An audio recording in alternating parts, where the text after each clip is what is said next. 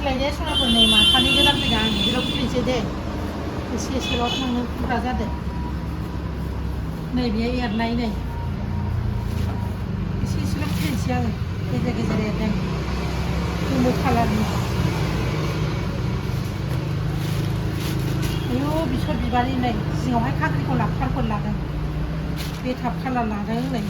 बारा खुलिला आं बेखौबो एसेल' खुलिनोसै नै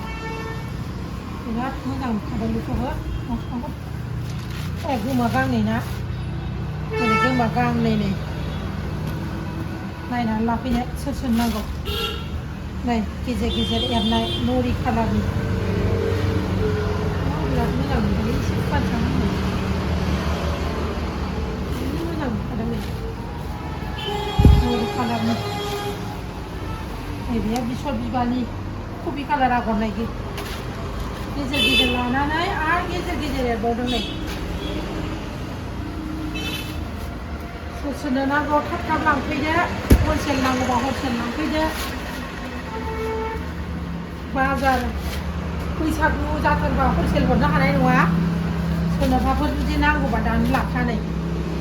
उनावहाय मोनैनि गाज्रि दाम मालाय सिखा गोथां कालारनि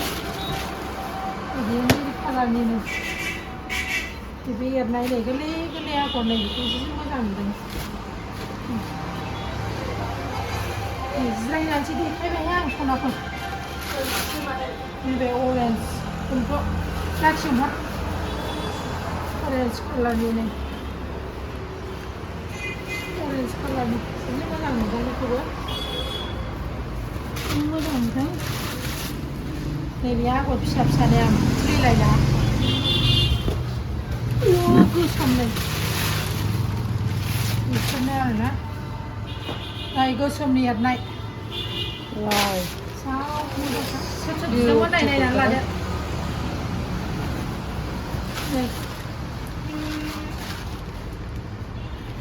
सोर सोर बिदामोन नायनानै लादो सनाफोरनो नैबेयो बेबि पिंकनि रलेक्सनि बेयो